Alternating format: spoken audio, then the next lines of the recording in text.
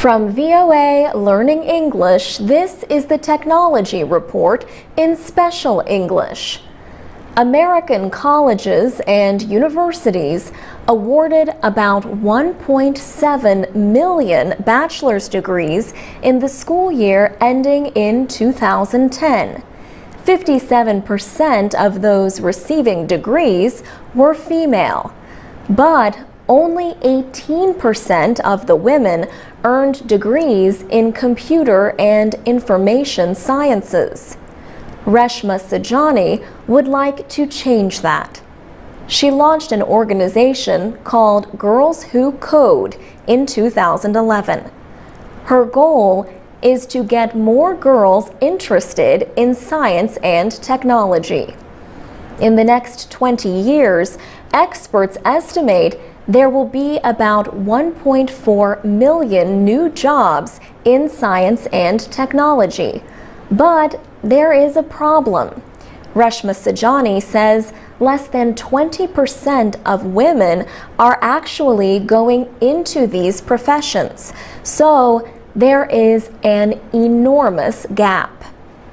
The underrepresentation of women in the fields of science, technology, engineering, and mathematics, called STEM, is a problem. Reshma Sajani says it is caused by a bigger social issue. She says girls and boys perform about the same in math and science, so it is not an aptitude issue. Reshma Sajani says we live in a society that sends messages that girls should avoid these fields of study. Girls Who Code has partnered with educators, engineers, and business people. 20 girls took part in the group's first program last summer in New York City. They learned how to build websites, mobile apps, and create business plans. Still, it is only a beginning. Reshma Sajani says if our goal at Girls Who Code is to really close the STEM gap, we realize we have to teach 2 million girls how to code in the next 20 years. For VOA Learning English, this is the I'm VOA Special English Technology Report. More than 350 students from 75 nations were in Sydney, Australia last month for the Imagine Cup Finals. This is the 10th year Microsoft Corporation has organized the competition. Each year, the company invites students to use their love of technology to solve some of the world's most difficult problems. Australian Prime Minister Julia Gillard welcomed the competitors to Sydney and congratulated them. We look forward to seeing the fruits of your creative work this week in years to come, she said. The world does have tough problems. We are fortunate to have people like you who have a passion to solve them. Enjoy the Imagine Cup. Microsoft's Daniel Lewin also spoke at the opening ceremony. He said programs like the Imagine Cup and the DreamSpark program that you've all participated in are the foundation upon which young entrepreneurs, students like yourselves with big dreams, can make a difference in the world. This year, more than 250,000 students registered for the Imagine Cup. 106 teams were invited to the finals. Pip Marlowe is with Microsoft Australia. She was especially pleased at the number of women competing. On July 10th, Microsoft announced the winning teams at its World Festival and Awards ceremony. A team from the Ukraine won the Imagine Cup's top honor. The team's Enable Talk software program helps people who are totally or partially unable to hear. It changes sign language hand movements into speech. This is done using special gloves and a smartphone application or app. The gloves capture the sign language hand movements and send them to a smartphone app. The app compares those images to stored hand language signs and plays the words represented by the signs. The Quad Squad team will receive $25,000 to develop its idea. A team from Drexel University in the United States won first place in the game design for phone competition. The Drexel Dragons designed a game to help students better understand mathematics. And Team Tang Thai from Thailand was honored for a game that helps teach young people about the problem of deforestation. And that's the VOA Special English Technology Report. Transcripts, MP3s, and podcasts of our reports are at voaspecialenglish.com. This is the VOA Special English Technology Report. Just how common is teen sexting? Last week, we reported on a new study of more than 1,500 internet users aged 10 to 17. It found that only 2.5% of them had sexted in the past year. It also found that only 1% of the images might violate child pornography laws. That study came from the University of New Hampshire. But another new report suggests much higher rates. Both studies defined sexting only to mean sending or receiving naked pictures. Psychologist Jeff Temple is an assistant professor at the University of Texas Medical Branch in Galveston. He says, "We found actually about 28% of teens had sexted." Mr. Temple says reports from medical offices and school officials support that finding. One of the authors that will be on our paper with our data is a pediatrician, and he certainly sees this in his office.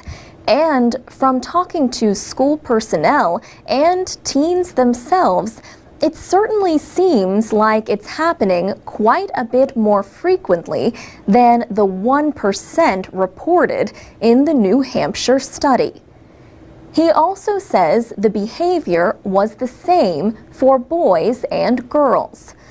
We found that about a third of girls had sent a naked picture of themselves to another teen, and about a third of boys had sent a naked picture of themselves to another teen. Sexting is not the only issue involving teens and technology.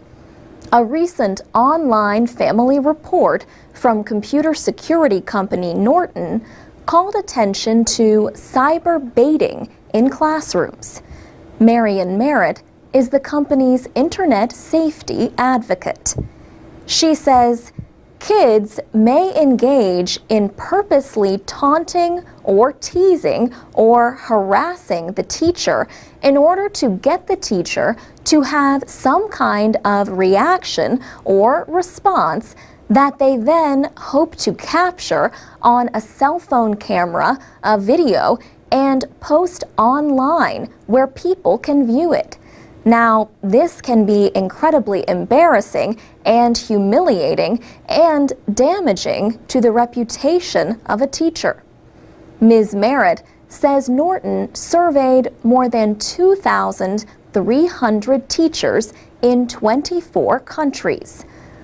What we were surprised to learn is that 1 in 5 teachers globally knows somebody that it's happened to or has had it happen to themselves.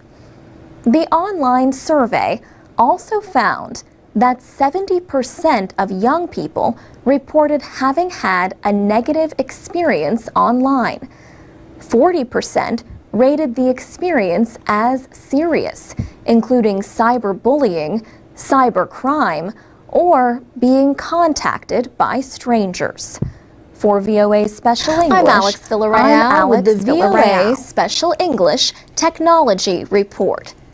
Tens of thousands of people travel to Austin, Texas each year to attend the South by Southwest Festival. The festival is most famous for its music and film presentations. In recent years, it has also become one of the biggest new media events of the year. Last year, more than 14,000 people from 54 countries attended the event. It is the place to learn about promising new technologies. Margie Newman describes the event as a sea of Mac-toting, smartphone-obsessed, new media snobs on a mission to know what is next. Ms. Newman is a public relations professional in Washington, D.C. She made her 3rd trip to the South by Southwest Festival this year. She said, "A lot of people call South by Southwest Interactive the geek spring break, and that's pretty accurate." South by Southwest Interactive has seen the successful launch of several products. It helped push Twitter into mainstream popularity in 2007. In 2009, a company called Foursquare launched its mobile networking service at the festival. The service lets friends tell other friends where they are by checking in using a mobile application or a text message. Foursquare's owners say they now have more than 6.5 million users around the world. Margie Newman says quick response codes were big news at this year's festival. The codes turn URLs and text into barcode-like images that can be scanned using a mobile phone or a QR code reader. She said it looks like a scanning device used in supermarkets, but it's a square. She said people aren't using QR codes for marketing just yet. But it was very popular at South by Southwest Interactive. Cloud computing and group messaging were also popular. The 5-day festival ended March 15th. Hundreds of events were planned each day. They included speeches by some of the world's leading technology industry experts, hands-on training workshops, and many group discussions. Margie Newman said, "South by Southwest Interactive is the place to be if you are into digital new media. You don't want to miss it." For VOA Special English, I'm Alex Villarreal. Transcripts, MP3s, and podcasts of our reports are at voaspecialenglish.com. We're also on Facebook. This is the VOA Special English Technology Report. An American space company says a powerful new rocket should be ready for a test launch by the end of next year.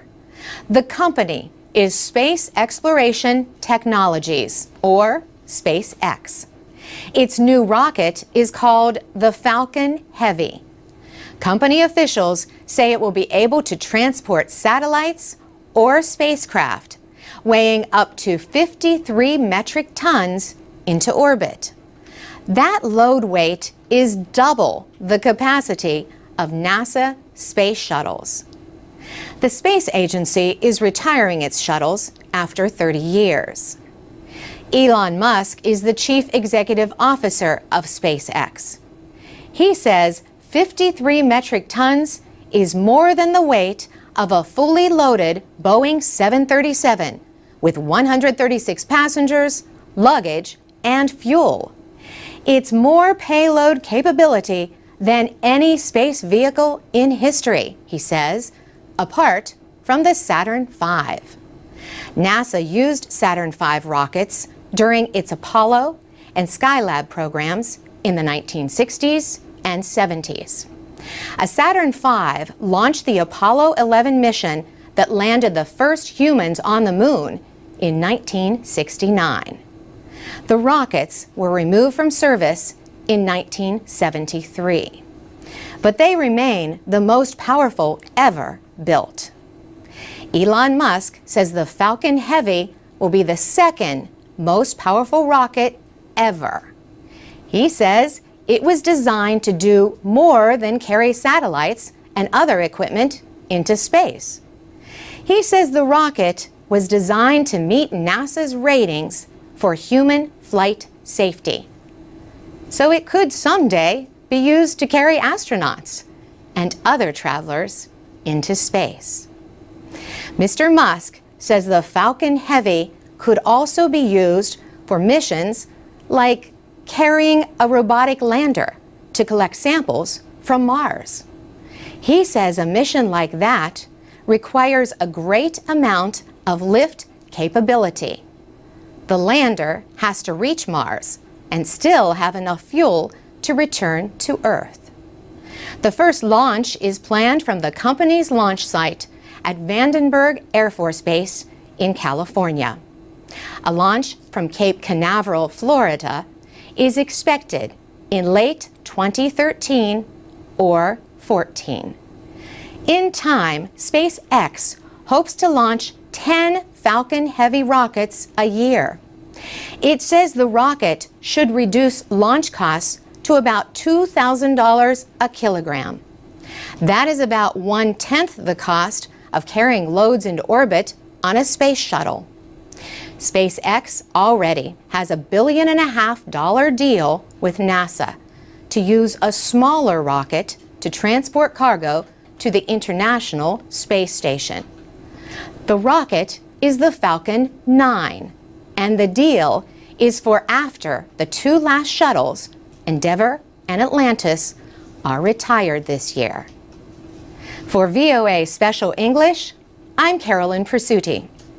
For more ways to learn American English and stay informed every day, go to voaspecialenglish.com from your computer. This is the or VOA mobile Special device. English Development Report. We talked last week about counterfeit medicines and how the problem is especially bad in Africa, Asia, and Latin America. The World Health Organization says up to 30% of the medicine sold in many developing countries is not real. It also estimates that up to 50% of the medicine sold on the internet is counterfeit. That can put people at risk even in wealthy countries that represent only a small part of the counterfeit drug market. Today, we look at what is being done to fight counterfeit drugs. Several companies are developing ways to make counterfeits easier to identify. And there are existing methods, like a machine that can quickly identify chemicals in pills to confirm if the pills are real. Other ideas include things like special tracking codes for drug packages. People could send a text message with the code and get a message back confirming that what they bought is listed in a database. Some drug makers and other companies put three-dimensional images called holograms on their products as a security device. Other anti-counterfeit efforts include the use of radio frequency identification tags. Many companies use these electronic tags to follow products through the supply chain from the manufacturer. The American Food and Drug Administration says RFID tags act like an electronic safety net to make it easier to catch counterfeits. Last July, the Food and Drug Administration advised manufacturers to add what are called physical chemical identifiers to their medicines. These are special chemicals, colorings, or tastes that counterfeiters could not easily copy. Brian Liang is with the Partnership for Safe Medicines, an organization in the United States.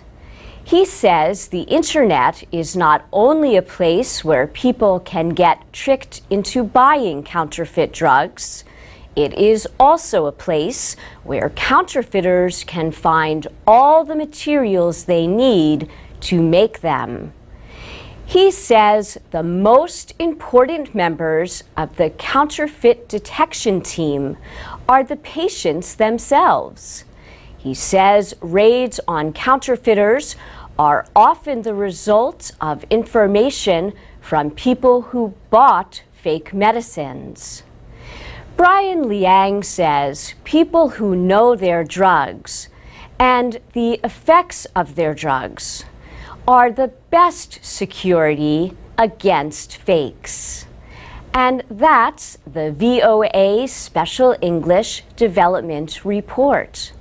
You can find last week's report on counterfeit drugs at VOA This is the VOA Special Special English Development Report. Counterfeit medicines are a widespread problem in developing countries. Like other counterfeits, they look like real products. But counterfeit drugs may contain too much, too little, or none of the active ingredients of the real thing. People do not get the medicine they need, and in some cases, the counterfeits cause tragic problems of their own. About a year ago, more than 80 children in Nigeria died after being given medicine for teething pain. And more than 20 children in Bangladesh died last year after being given acetaminophen. In both cases, the medications contained ingredients that looked, smelled, and tasted like the real thing. But the medicine in Bangladesh was produced by a local drug manufacturer that used a dangerous substitute to save money. And in the case in Nigeria, an illegal chemical dealer sold counterfeit glycerin to a drug company. That company then used the chemical to make the teething medicine.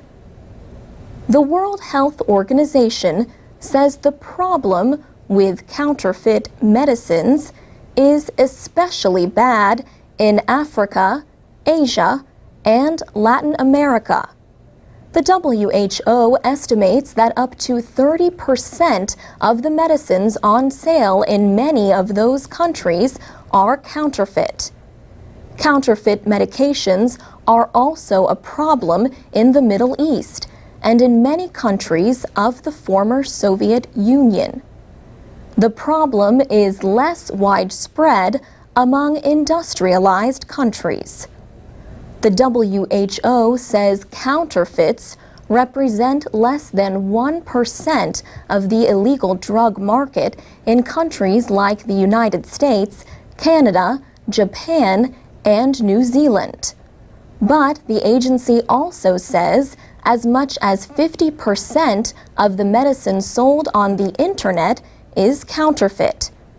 Most people have no way to tell if medications are what they seem. The Center for Medicine in the Public Interest is a group in New York supported in part by the drug industry. It predicts counterfeit sales will reach $75 billion worldwide this year, nearly double the level of 2005. Substandard medicines are also a widespread problem in the developing world. How are they different from counterfeits? The legal difference is that counterfeit drugs are made with the purpose of misleading people. Substandard drugs are just poorly made. And that's the VOA Special English Development Report. Next week, learn what is being done to fight counterfeit medicines.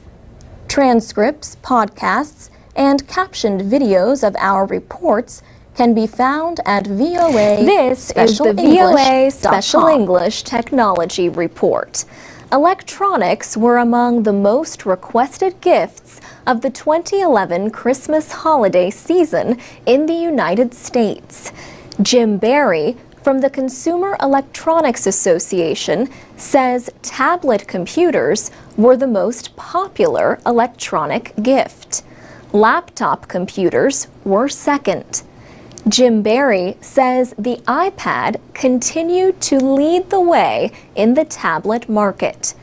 Apple released its iPad 2 in March. The company is expected to release the iPad 3 in 2012. Tablet computers are the top of the list of what folks said they were going to buy this year.